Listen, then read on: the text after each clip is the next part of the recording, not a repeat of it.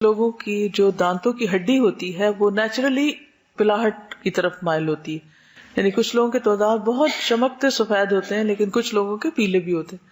تو اس صورت میں جو گھر میں بیکنگ سوڈا، اس کی اگر ایک پنچ لے لیں اور اس کے اوپر لیمن کا ڈراپ ڈال لیں اور اس کو فنگر کی ٹپ سے دانتوں پہ اگر مل لیں تو وہ نیچرلی ان کو وائٹ کر دیں گے.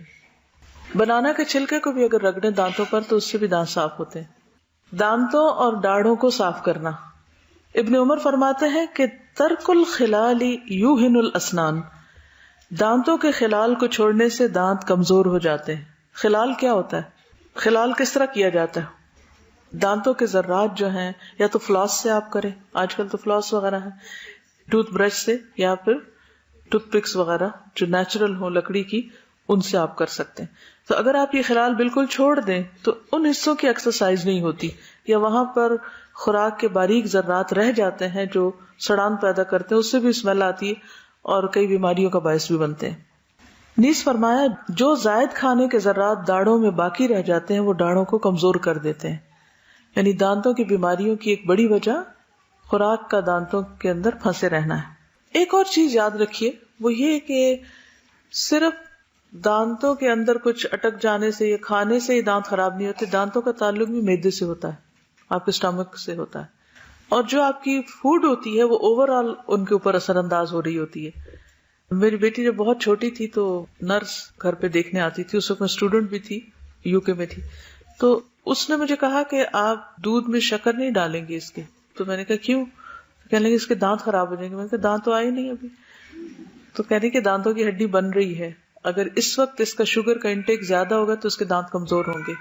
تو ہم لوگ بہت چھوٹی ایج میں بچوں کو پیپسی پلانے لگتے ہیں. بعض مائیں تو بوٹل میں بھر کے پیپسی پکڑا دیتی ہیں بچوں کو پینے کے لیے. یا پھر سویٹس، یعنی کہ بچوں کو انٹرٹین کرنے کا واحد طریقہ جو ہمیں آتا ہے وہ کیا ہے؟ کینڈی. کیونکہ وہ خوش ہوتے ہیں اور ہم ان کو خوش کر کے دل جیتنا چاہتے ہیں ان کا اور انہی کے ساتھ ظلم کر رہے ہوتے ہیں. تو اس سے بھی بچنا چاہیے. اس کے آلٹرنیٹ دیجیے، کھجور دے سکتے ہیں، بنانا دے سکتے ہیں، کچھ اور دے سکتے ہیں. منہ کی صفائی کے لیے مسواک بہترین ذریعہ ہے. مسواک نہ صرف منہ کے تمام حصوں یعنی دانت، زبان، حلق، گلا، سانس کی نالی اور خوراک کی نالی کے ابتدائی حصوں کے امراض کے لیے بے حد مفید علاج ہے بلکہ ثواب کا ذریعہ بھی ہے. رسول اللہ صلی اللہ علیہ وسلم کا ارشاد ہے، مسواک منہ کی پاکیزگی اور رب کی رضامندی کا ذریعہ ہے. یعنی جو شخص اپنے رب کو راضی کرنا چاہے وہ اس نیت سے مسواک کرے. آپ چاہتے ہیں کہ اللہ راضی ہو آپ سے؟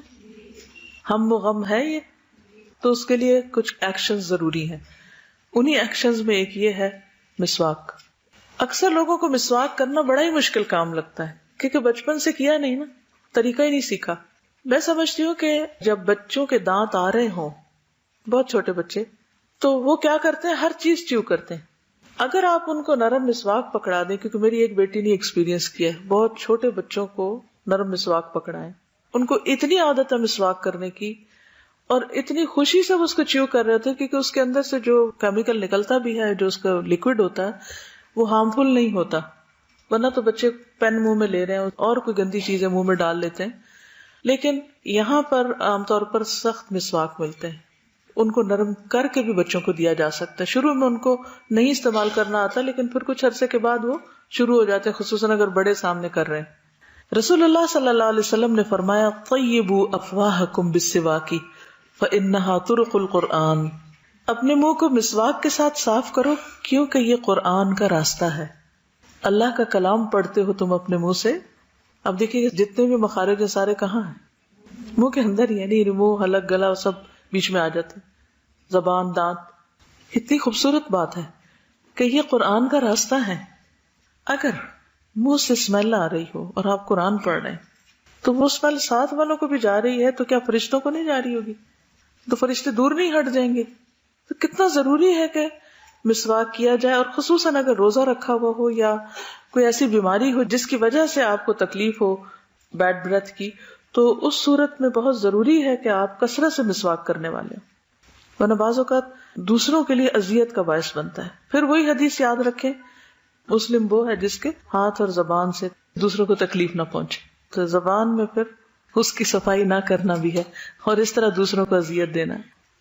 پھر یہ کہ اچھی طرح پورے منہ کو صاف کرنا چاہیے، صرف سامنے کے دانت نہیں بلکہ پورے دانت، باہر سے اندر سے، تالو، زبان، حلق، پیچھے تک، پورے مخارج کے جتنے بھی حصے ہیں ان سب تک مسواک لے جانا چاہیے.